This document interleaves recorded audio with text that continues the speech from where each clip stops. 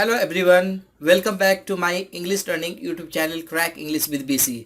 और मैं आपका English language trainer Birju Chauhan. Dear friends, आज का सेशन आपके लिए बहुत ही इम्पॉर्टेंट है, क्योंकि आज के सेशन के बाद आपके माइंड में जो कन्फ्यूजन और प्रॉब्लम रहता है कि आखिर अपने नेटिव लैंग्वेज से इंग्लिश लैंग्वेज में थॉट्स को, आइडियाज़ को, फीलिंग्स को कैसे एक्सप्रेस करें, यानी मैं आपको वह मेथड बताने वाला हूँ जिससे आप अपने नेटिव लैंग्वेज के सेंटेंसेस को इंग्लिश में कन्वर्ट कर पाएंगे।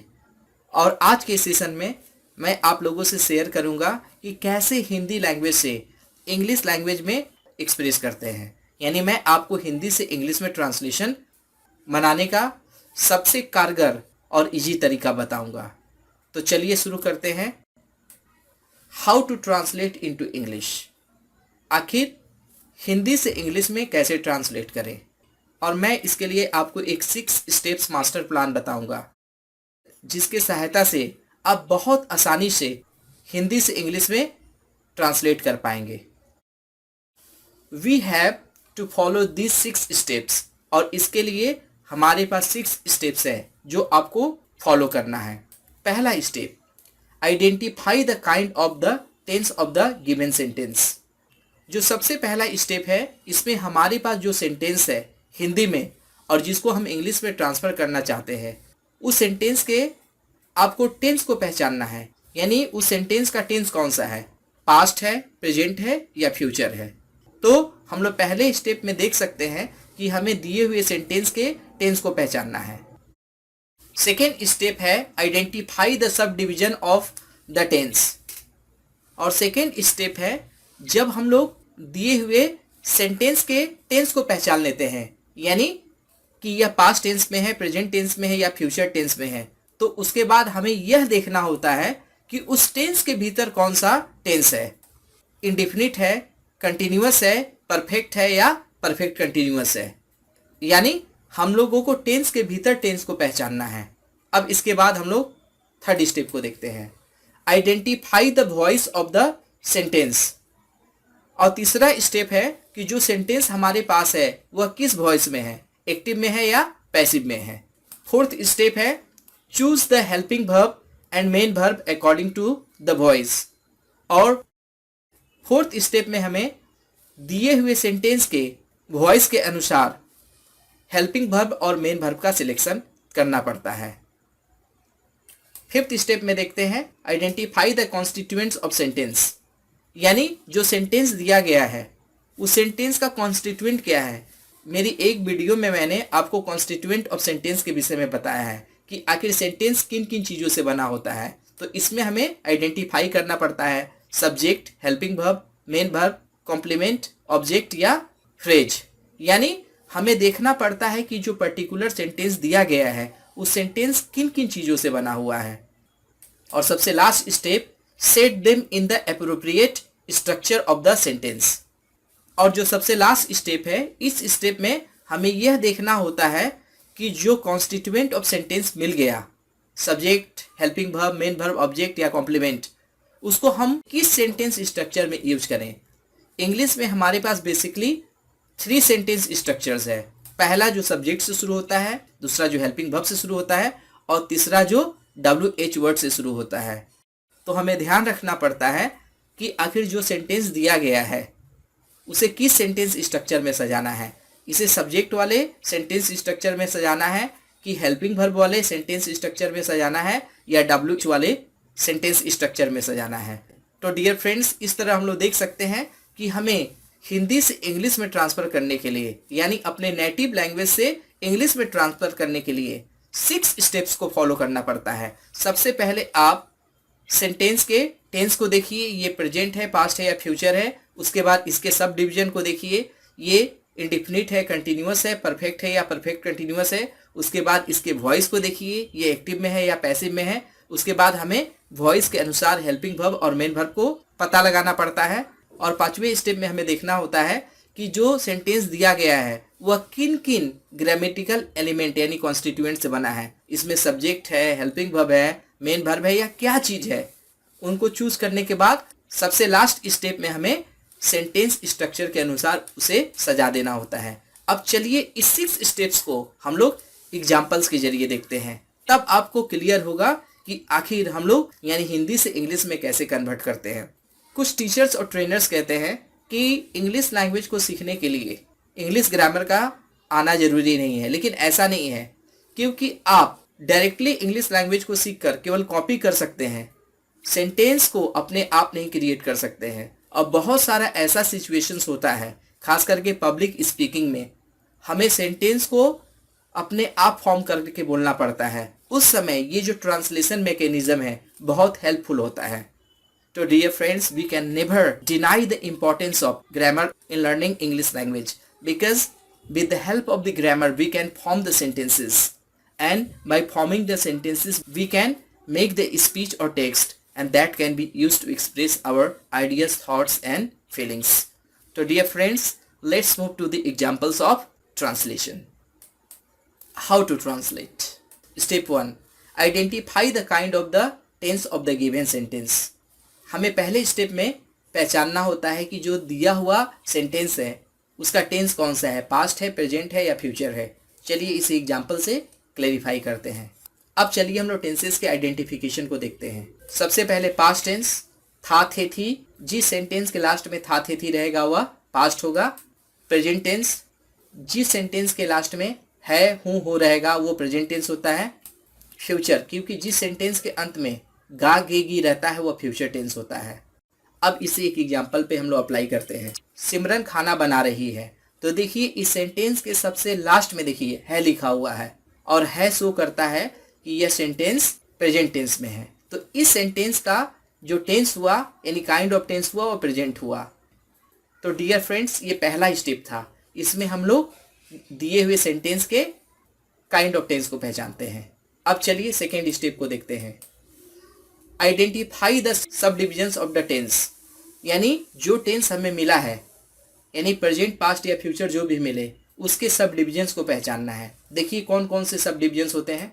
इंडिफिनिट होता है, कंटिन्यूअस होता है, परफेक्ट होता है या परफेक्ट कंटिन्यूअस होता है। और इसका पहचान है, इंडिफिनिट में हमेशा सेंटेंस के अंत में ता, ते, ती आता है। कंटिन्यूअस में रहा, रही, रहे आता है। परफेक्ट में चुका, चुकी, चुके आता है। और परफेक्ट कंटिन्यूअस में हम लोग देख सकते हैं कि समय के साथ रहा, रही और रहे आता है। तो डियर फ्रेंड्स, ये किसी टेंस के 4 सब डिविजन्स हैं। और एक चीज़ और हमें ध्यान रखना है कि ये आइडेंटिफिकेशंस 99% तक सेंटेंस के टेंस को पहचानने में और उसके सब डिविजन्स को पहचानने में एप्लीकेबल है। 1% वेरिएशन है जो मैं आपको स्पेशली आइडेंटिफिकेशन ऑफ टेंस वाले सेशन में बताऊंगा। तो चलिए जो हमारे पास सेंटेंस है उस सेंटेंस के सब डिविजन्स ऑफ टेंस को पहचानते हैं। सिमरन खाना बना रही है, तो है से पहले ही पता चल चुका है कि यह टेंस प्रेजेंट में है। अब उसके बाद वाली एंडिंग यानी सेकेंड एंडिंग रही है, और रही बता रहा है कि यह सेंटेंस कंटिन्यूअस में है, यानी इस सेंटेंस का सब डिविजन जो है वो प्रेजेंट कंटिन्यूअस है। और इसे हम लोग देख सकते हैं कि रहा, रही, रहे से पता चल रहा है। तो हम लोगों ने 2 स्टेप को देखा। पहले स्टेप में है था इसलिए काइंड ऑफ टेंस प्रेजेंट हुआ, इसमें उसके बाद वाला एंडिंग रहा है इसलिए यह कंटिन्यूअस हुआ यानी प्रेजेंट कॉन्टिन्यूअस हुआ। अब चलिए थर्ड स्टेप को देखते हैं। Identify the voice of the sentence, यानी अब इसके बाद हम लोग सेंटेंस के वॉइस को पहचानना है कि सेंटेंस एक्टिव में है या पैसिव में है। देखिए यदि एक्टिव वॉइस होता है तो here subject does the work, active voice में सब्जेक्ट काम करता है। अब हम लोग पैसिव वॉइस को देखते हैं। Here the subject does not do the work, यहाँ पे सब्जेक्ट काम नहीं करता है, यहाँ पे क्या है सब्जेक्ट के ऊपर कोई काम किया जाता है। चलिए अब इसे इस सेंटेंस में अप्लाई करके देखते हैं। सिमरन खाना बना रही है, तो इस सेंटेंस में सिमरन जो है सब्जेक्ट है और खाना बनाने का काम सिमरन ही कर रही है, इसलिए यह सेंटेंस एक्टिव वॉइस में है, क्योंकि डिफिनीशन के अनुसार जहाँ सब्जेक्ट काम करता है वह सेंटेंस एक्टिव वॉइस में होता है। अब चलिए फोर्थ स्टेप को देखते हैं। Choose the helping verb and main verb according to the voice, और यहाँ पे हमें हेल्पिंग वर्ब और मेन वर्ब को वॉइस के अनुसार चूज करना है। तो सबसे पहले हमें मिला है काइंड ऑफ वॉइस एक्टिव है, टेंस है प्रेजेंट कंटिन्यूअस टेंस। तो प्रेजेंट कंटिन्यूअस का हेल्पिंग वर्ब होता है इज आर एम और इसका मेन वर्ब होता है आईएनजी, क्योंकि किसी भी एक्टिव वॉइस वाले सेंटेंस के टेंस में हम लोग आईएनजी का यूज करते हैं। अब चलिए फिफ्थ स्टेप को देखते हैं, identify the constituents of the sentence. यानी इस स्टेप में हमें ये देखना है कि सेंटेंस किन किन चीज़ों से बना हुआ है। इसमें सब्जेक्ट कौन है, वर्ब्स कौन है, वर्ब कौन है, ऑब्जेक्ट कौन है और वगैरह वगैरह। अब हम लोग इसे एग्जाम्पल में अप्लाई करते हैं। तो देखिए जो सिमरन है, हम लोग इसके विषय में बात कर रहे हैं। तो सिमरन क्या है, सब्जेक्ट है, और खाना ऑब्जेक्ट है, और बनाने का काम है जो वह मेन वर्ब है, और जो है वह हेल्पिंग वर्ब है। तो इस तरह हम लोग देख सकते हैं सिमरन सब्जेक्ट हुई, फूड ऑब्जेक्ट हुआ, कुकिंग मेन वर्ब हुआ, और ईट जो है हेल्पिंग वर्ब हुआ। अब इसके बाद हम लोग नेक्स्ट और लास्ट स्टेप को देखते हैं, और वहाँ पे हम लोग देखेंगे कि जो हमें कंस्टिट्यूएंट्स ऑफ सेंटेंसेस मिला है उसे सेंटेंस स्ट्रक्चर में कैसे सजाते हैं। तो चलिए अब हम लोग सिक्स्थ स्टेप को देखते हैं, set them in the appropriate structure of the sentence. इस स्टेप में हमें जो भी कंस्टिट्यूएंट्स ऑफ सेंटेंसेस मिला है उसे हम लोग एप्रोप्रिएट सेंटेंस स्ट्रक्चर में सजाना है। यहाँ पे हमें यह देखना है क्या सेंटेंस सब्जेक्ट से शुरू होगा, हेल्पिंग वर्ब से शुरू होगा, या WH स्ट्रक्चर से शुरू होगा। तो देखिए यहाँ पे तो कोई क्वेश्चन नहीं है, इसीलिए हेल्पिंग वर्ब और WH स्ट्रक्चर से सेंटेंस को नहीं शुरू करेंगे। तो हम लोग शुरू करेंगे सब्जेक्ट से। तो इसे अब हम लोग सेंटेंस में अप्लाई करके देखते हैं। सिमरन खाना बना रही है, तो यहाँ पे जो सेंटेंस स्ट्रक्चर होगा वो होगा subject, helping verb, main verb, object. अब इस सेंटेंस के ट्रांसलेशन को देखते हैं। सब्जेक्ट हमारे पास सिमरन है, और हेल्पिंग वर्ब इज है, और मेन वर्ब कुकिंग है, और ऑब्जेक्ट फूड था। तो इस तरह हम लोग देख सकते हैं सिमरन खाना बना रही है का ट्रांसलेशन होगा सिमरन इज कुकिंग फूड। तो डियर फ्रेंड्स, अभी तक हम लोगों ने देखा कि ट्रांसलेशंस के 6 स्टेप्स क्या हैं, और उन 6 स्टेप्स को मैंने एक एग्जाम्पल के ऊपर अप्लाई करके आपको दिखाया, और ये एग्जाम्पल था सिमरन खाना बना रही है। इसके बाद हम लोग 2 और एग्जाम्पल्स देखेंगे जिससे आपको ट्रांसलेशंस के स्टेप्स को समझने में और आसानी होगी। चलिए अब हम लोग सेकेंड एग्जाम्पल को देखते हैं। क्या अमर पत्र नहीं लिख चुका था? तो यहाँ पे सेंटेंस के अंत में देखिए पहली एंडिंग है था, यानी काइंड ऑफ टेंस होगा वो होगा पास्ट टेंस होगा, और उसके बाद आ रहा है चुका, यानी सेकेंड एंडिंग है चुका से। जो सब डिवीजन ऑफ टेंस होगा वो होगा परफेक्ट, और काइंड ऑफ वॉइस होगा एक्टिव, क्योंकि इस सेंटेंस में अमर ही है, वह पत्र लिखा है या नहीं लिखा है उसका जवाब उसी को देना है, यानी यहाँ पे काम करने वाला अमर ही है। तो इसलिए सेंटेंस एक्टिव वॉइस में होगा। यहाँ पे जो सेंटेंस का टेंस है वह पास्ट परफेक्ट है, और उसका हेल्पिंग वर्ब हैड होता है, और मेन वर्ब हैड के साथ हमेशा थर्ड फॉर्म होता है। और यहाँ पे सेंटेंस क्वेश्चन है, और सेंटेंस क्या से शुरू हो रहा है, यानी ओपन क्वेश्चन है, यानी ओपन क्वेश्चन हमेशा हेल्पिंग वर्ब से शुरू होता है। तो इसका सेंटेंस स्ट्रक्चर होगा helping verb subject main verb plus object. तो इसका ट्रांसलेशन होगा had Amar not written a letter. तो डियर फ्रेंड्स, ये सेकेंड एग्जाम्पल रहा, यह ओपन क्वेश्चन का एग्जाम्पल है। अब इसके बाद हम लोग एक थर्ड एग्जाम्पल देखते हैं जो क्लोज क्वेश्चन का एग्जाम्पल होगा। इससे आपको ट्रांसलेशंस के स्टेप्स और अधिक क्लियर होंगे। चलिए अब हम लोग थर्ड एग्जाम्पल को देखते हैं। वह कब आएगी? तो देखिए लास्ट में गी है, तो काइंड ऑफ टेंस जो होगा वह होगा फ्यूचर, क्योंकि जिस सेंटेंस के अंत में गा गे गी रहता है वह फ्यूचर टेंस होता है। अब सब डिवीजन ऑफ टेंस को देखते हैं, और यहाँ पे रहा नहीं है, चुका नहीं है, तो इसलिए कंटिन्यूअस या परफेक्ट कंटिन्यूअस नहीं होगा, तो इसका सब डिवीजन इंडेफिनिट होगा। और काइंड ऑफ वॉइस, यहाँ पे वह के आने का बात हो रहा है, यानी वह खुद ही काम करेगी आने का, इसलिए यह सेंटेंस एक्टिव वॉइस में है। और इसका हेल्पिंग वर्ब जो विल होगा, क्योंकि सेंटेंस फ्यूचर इंडेफिनिट में है, उसका हेल्पिंग वर्ब विल होता है। और मेन वर्ब फर्स्ट फॉर्म होगा, क्योंकि विल के साथ हमेशा V1 का यूज होता है। और सेंटेंस स्ट्रक्चर यहाँ पे जो होगा वह WH से शुरू होगा, क्योंकि यहाँ पे कब लगा हुआ है। तो इसका सेंटेंस स्ट्रक्चर होगा WH word plus helping verb subject plus main verb plus object. जब हम लोग इन सारे कॉन्स्टिट्यूएंट ऑफ सेंटेंसेस को इस स्ट्रक्चर में सजाते हैं तो हमें इसका ट्रांसलेशन मिलता है व्हेन विल शी कम। तो इस तरह हम लोग देख सकते हैं वह कब आएगी का ट्रांसलेशन होगा व्हेन विल शी कम। अब इसके बाद डियर फ्रेंड्स, आप लोग सोच रहे होंगे कि ये तो आपने बता दिया कि स्टेप्स ऑफ ट्रांसलेशन क्या है, लेकिन हम लोग कैसे जानेंगे कि ट्रांसलेशन कैसे करना है। तो मैं इस सेशन के लास्ट पार्ट में आपको बताने जा रहा हूँ कि ट्रांसलेशंस करने के लिए आपको कौन कौन सी चीज़ ग्रामर में आनी चाहिए। तो चलिए हम लोग देखते हैं।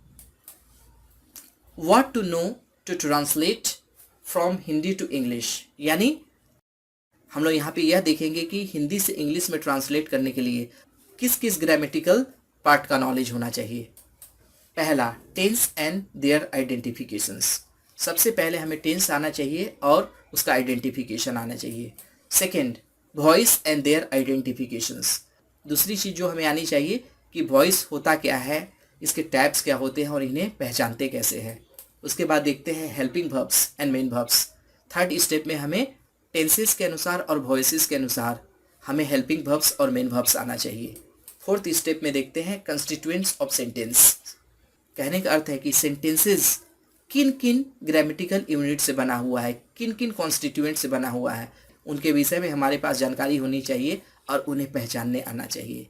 और जो सबसे लास्ट चीज़ है, हमें आना चाहिए सेंटेंसेस एंड देयर स्ट्रक्चर्स, यानी इंग्लिश लैंग्वेज में कौन कौन से सेंटेंस स्ट्रक्चर्स होते हैं, उन्हें एक एक करके हमें सीखना चाहिए, जिसे मैं आप लोगों को सेंटेंस स्ट्रक्चर्स वाले पार्ट में सिखाऊंगा। डियर फ्रेंड्स, आज के सेशन में बस इतना ही।